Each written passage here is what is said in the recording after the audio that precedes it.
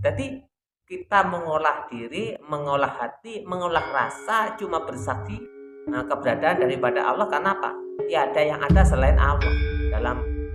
Dalam kondisi asyhadu alla ilaha illallah, kita cuma bersaksi adanya Allah. Jadi apa yang kita rasakan dan yang merasakan dan yang dirasakan semuanya pasti bersifat wujud atau yang bersifat ada dan membuktikan keberadaannya. Yang bersifat ada dan membuktikan keberadaannya yang kuasa adalah Allah itu sendiri. Ini kita rasakan. Ini praktek bagaimana kita mengamalkan wahdatul wujud. Jadi mengamalkan ilmu wahdatul wujud. Ini tahapan ilmu yang bersifat baru, rasa merasakan. Terus ketika kita kembalikan lagi di dalam tahapan yang selanjutnya, dalam pembahasan yang beda, tapi pembahasan yang bersifat wahdatul wujud juga, seperti halnya kayak gini. Seperti tangan ini, kedua tangan ini, otomatis Allah kan menjadikan kedua tangan, gitu. Allah menjadikan kedua tangan. Dari kedua tangan ini Allah menjadikan, dan Allah menolong, dan Allah memberikan suatu kekuasaan atas tangan ini. Dan sedangkan kewajiban daripada manusia adalah mengembalikan yang sesungguhnya kepada yang sesungguhnya. Jadi tangan ini adalah milik Allah. Yang kuasa menggerakkan tangan adalah Allah. Yang kuasa menjaga tangan ini adalah Allah. Dan yang kuasa menentukan nasib daripada kedua tangan ini adalah Allah. Karena ya, ketika kamu sudah merasa melihat daripada keberadaan tangan ini adalah keberadaan Allah, maka tangan sifatnya sudah tidak ada. Yang ada keberadaan daripada Allah. Nah, itu yang kita rasakan. Wahdatul wujud seperti itu.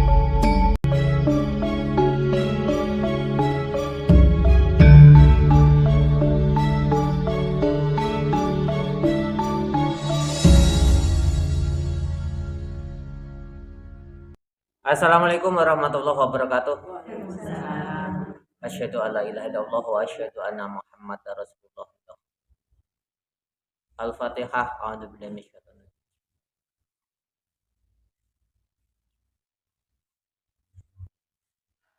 Al-Fatihah.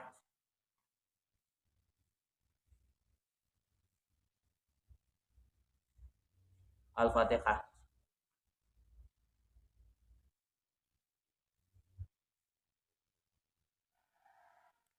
A'udzubillahi minasyaitonir rajim. Bismillahirrahmanirrahim. Allahumma shalli ala sayyidina Muhammad amma ba'du. Semoga pengajian dilanjutkan kembali tentang membahas bagaimana kita mengamalkan tauhid wahdatul wujud. Jadi pengertian-pengertian yang sudah ngaji mulai awal sampai sekarang, dasar-dasar daripada wahdatul wujud insya Allah sudah bisa dipahami. Terus bagaimana merasakan dan mengamalkan keberadaan daripada ilmu-ilmu atau tauhid wahdatul wujud yang kita paham. Jadi kalau kita sudah berkeyakinan bahasanya tidak ada yang menyamai Allah, laisa kamitslihi syai'un, tidak ada yang akan menyamai Allah. Berarti kalau Allah itu sifatnya ada, makhluk itu harusnya tidak ada. Nah, Gusti Allah sifatnya wujud, makhluk tidak wujud. Kalau Gusti Allah sifatnya Rahman, berarti makhluk tidak rahman. Kalau Gusti Allah sifatnya Rahim, berarti makhluk tidak rahim. Jadi sifat Rahman Rahim sampai ila akhirih 99 yang disempurnakan dengan asma Allah, maka di situ semuanya harus dirasakan dengan keberadaan adanya Allah. Jadi umpama jenengan iki rumangsa duwe kekuatan, rumangsa kuat, nah letak ibadahnya, letak akmalunya, letak lillahi ta'alanya ini terletak kepada bagaimana kita merasakan adanya Allah. Jadi ketika kita itu merasa punya kemampuan, merasakan adanya kemampuan, Jadi kepunyaan dan rasa ada kemampuan harus kita rasakan di situ adanya Allah. Piye gila praktek. Yo iki. Jadi ketika sampean merasa mampu dan merasa adanya bukti kemampuan yang sampean rasakan, berarti yang kita rasakan itu pada hakikatnya karena bersifat ada atau yang bersifat wujud atau bukti membuktikan. Itu namanya keberadaan adanya Allah. Nah, tauhid yang harus kita rasakan, kita harus merasakan daripada apa yang kita rasakan dengan keberadaannya dan bukti daripada kekuasaannya, kita harus kembalikan, kita rasakan dengan adanya Allah. Ini tahap pertama.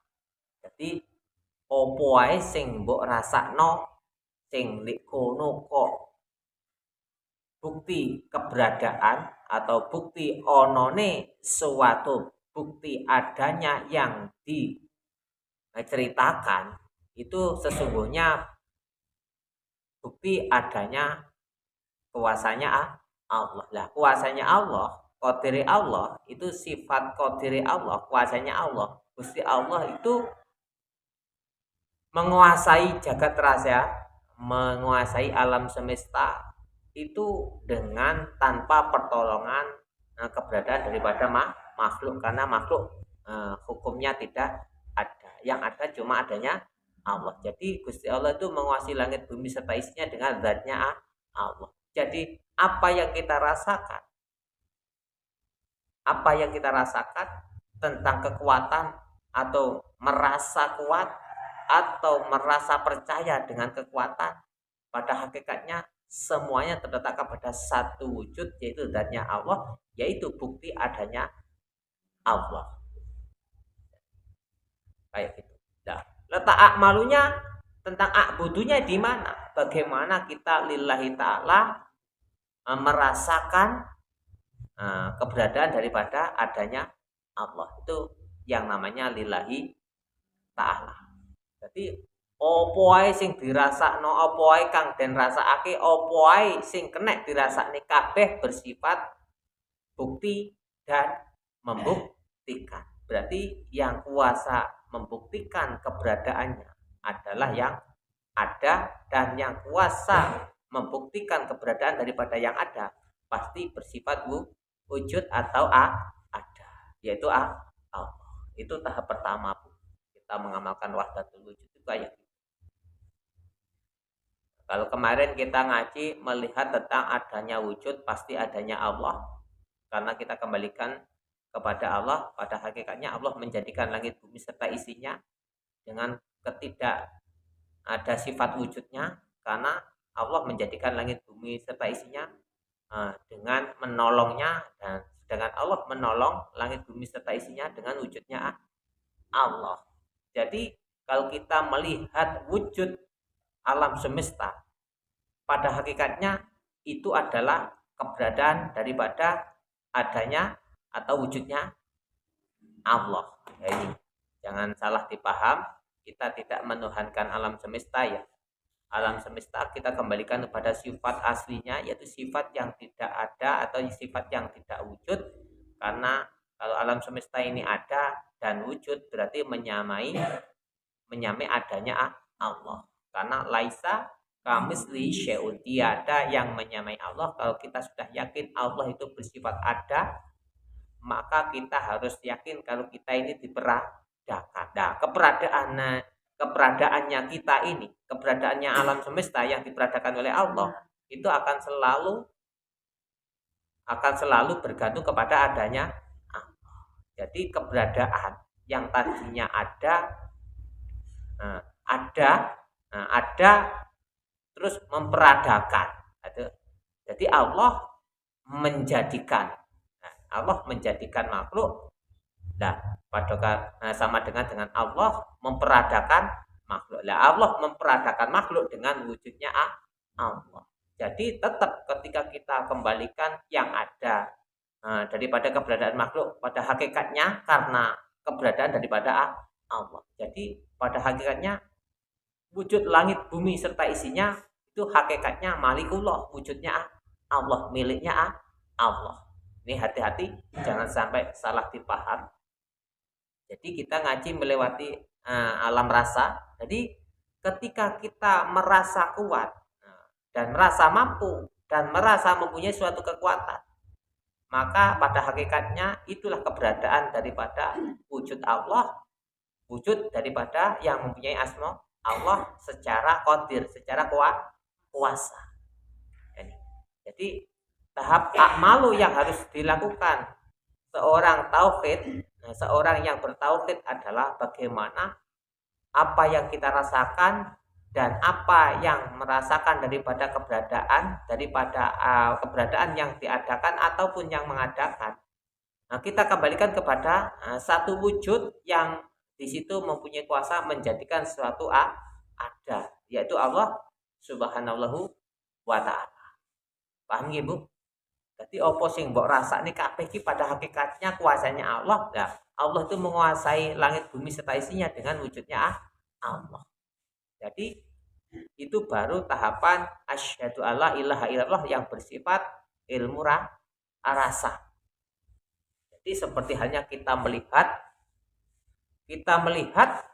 nah, berarti di situ kita merasakan kekuasaan Allah daripada melihat. Kalau kita lupa atas kuasanya Allah yang maha melihat, maka yang melihat nanti akan mata. Nah, jadi kalau mata ini melihat, maka akan menyamai Allah, karena Allah itu bersifat melihat atau basirun atau ningali. Kalau Allah itu sudah bersifat ningali atau melihat, maka tiada makhluk yang kuasa menyamai Allah, karena Allah itu maha satu.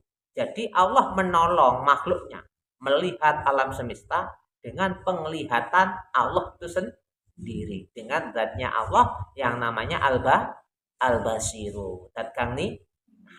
Maka yang kita rasakan ketika kita melihat adalah pertolongan Allah, dan Allah menolong kita dengan kuasanya Allah, dengan wujudnya Allah, dengan zatnya Allah yang bersifat basirun ningali.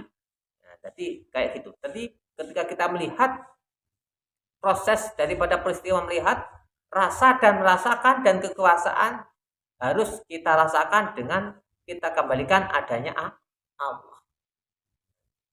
Jadi jangan sampai dirasakan mata yang melihat, tapi yang melihat adalah Allah. Tapi untuk tahap sekarang ini yang dirasakan kan masih mata yang melihatnya. Jadi sik moto sing nguasi. Jadi tahap pertama itu rata-rata umumnya yang melihat itu masih mata. Padahal tidak ada sifat al-basiru bagi mata, karena al-basiru itu sifat Allah. Jadi ketika kita melihat, jangan merasa mata yang melihat, tapi yang melihat adalah Allah. Itu bentuk daripada asyhadu alla ilaha illallah yang bersifat ilmu rasa. Paham, Bu? Jadi kita mengolah diri, mengolah hati, mengolah rasa, cuma bersaksi keberadaan daripada Allah. Kenapa? Tiada yang ada selain Allah. Dalam kondisi asyhadu alla ilaha illallah, kita cuma bersaksi adanya Allah. Jadi apa yang kita rasakan dan yang merasakan dan yang dirasakan semuanya pasti bersifat wujud atau yang bersifat ada dan membuktikan keberadaannya. Yang bersifat ada dan membuktikan keberadaannya yang kuasa adalah Allah itu sendiri. Ini kita rasakan. Ini praktek bagaimana kita mengamalkan wahdatul wujud. Jadi mengamalkan ilmu wahdatul wujud. Ini tahapan ilmu yang bersifat baru rasa merasakan. Nah, terus ketika kita kembalikan lagi di dalam tahapan yang selanjutnya, dalam pembahasan yang beda, tapi pembahasan yang bersifat wahdatul wujud juga, seperti hanya kayak gini. Seperti tangan ini, kedua tangan ini. Otomatis Allah kan menjadikan kedua tangan. Iya, Allah menjadikan kedua tangan. Jadi kedua tangan ini Allah menjadikan, dan Allah menolong, dan Allah memberikan suatu kekuasaan atas tangan ini. Nah, sedangkan kewajiban daripada manusia adalah mengembalikan yang sesungguhnya kepada yang sesungguhnya. Jadi tangan ini adalah milik Allah. Yang kuasa menggerakkan tangan adalah Allah. Yang kuasa menjaga tangan ini adalah Allah. Dan yang kuasa menentukan nasib daripada kedua tangan ini adalah Allah. Makanya ya, ketika kamu sudah merasa melihat daripada keberadaan tangan ini adalah keberadaan Allah, maka tangan sifatnya sudah tidak ada. Yang ada keberadaan daripada Allah. Nah, itu yang kita rasakan. Wahdatul wujud itu seperti itu. Makanya ilmu wahdatul wujud itu sangat harus berhati-hati dalam mempelajarinya. Karena apa? Ilmu wahdatul wujud itu ketika kita mempelajari tidak hati-hati, kita nanti akan terpeleset. Karena ilmu wahdatul wujud ilmu tauhid itu bukan ilmu syariat. Ilmu syariat bukan. Jadi ilmu tauhid itu sesungguhnya bukan ilmu syariat. Ilmu rasa tentang bagaimana kita cuma bersaksi atas adanya Allah di dalam apa yang kita rasakan dan apa yang kuasa merasakan, dan daripada keberadaan yang diperadakan adalah sesungguhnya Allah menjadikan sesuatu hal dari keberadaannya dengan keberadaan daripada Allah itu sendiri. Karena la haula wala quwata illa billah. Karena Allah selalu menolong makhluknya di alam dunia ini, di alam semesta ini dengan wujudnya Allah. Tapi makhluk seluruh alam, seluruh jagat raya tidak akan pernah kuasa menolong daripada Allah. Makanya tiada pertolongan selain pertolongan daripada Allah. Iyyaka na'budu wa iyyaka nasta'in. Ini tahap pertama. Jadi sesungguhnya kalau sampai bersaksi atas keberadaan Allah, bersaksilah atas seluruh wujud jagat raya. Seluruh wujud jagat raya dan yang berada di dalam jagat raya atau yang berada di luar jagat raya, ada atau tidak ada, berada atau tidak diberadakan, semuanya membuktikan daripada keberadaannya. Nah, karena apa? Kosong adalah berisi, berisi adalah kosong. Bisa disebut berisi karena bukti adanya yang mengisi. Berarti di situ kita melihat keberadaan daripada wujud yang mengisi. Nah, bukti adanya kosong karena bukti ada isi daripada ruangan yang kosong. Kalau tidak ada isi, maka kita tidak akan pernah bisa menyebut daripada kosong. Karena yang kosong itu tadi sesungguhnya adalah wujud daripada Allah yang menunjukkan, yang memperlihatkan, yang Allah menjadikan suatu kekosongan. Jadi wujudnya kosong, pada hakikatnya adalah wujudnya Allah. Wujudnya yang berisi adalah pada hakikatnya adalah wujudnya Allah, berisi dan kosong terletak kepada takdir Allah atau kersa Allah atas Allah menjadikan alam semesta. Kalau kita cuma bersaksi atas adanya Allah, asyhadu alla ilaha illallah, kosong dan yang berisi yang berbeda adalah bentuk dan rupanya saja. Pada hakikatnya yang menjadikan kosong atau tidak kosong adalah daripada keberadaan daripada Allah yang bersifat menguasai alam semesta. Paham Bu ya? Mudah-mudahan sampai tidak paham. Nanti kalau tidak paham bisa dipertanyakan tentang yang dimaksud kosong atau berisi. Yang kosong jelas bisa dikatakan kosong karena kita melihat adanya kosong. Jadi kosong itu juga bersifat ada. Buktinya kita bisa cerita bahwasanya itu gelas kosong. Bukti kalau kita mengatakan itu gelas berisi, bukti karena kita melihat adanya isi di dalam gelas. Berarti keberadaan daripada isi dan kosong ditentukan daripada keberadaan daripada wujud yang satu, yang bersifat satu, yang bersifat wahid, yaitu Allah Subhanahu wa ta'ala. Mudah-mudahan muga-muga sampeyan kabeh paham, iso amalno, muga-muga Gusti Allah tansah paling pertolongan fitini wa dunya wal akhirah. Muga-muga awake dhewe kita semua tansah diaku umatipun Kanjeng Nabi Muhammad fitini wa dunya wal akhirah. Mudah-mudahan selalu mendapatkan syafaat fitini wa dunya wal akhirah. Assalamualaikum warahmatullahi wabarakatuh.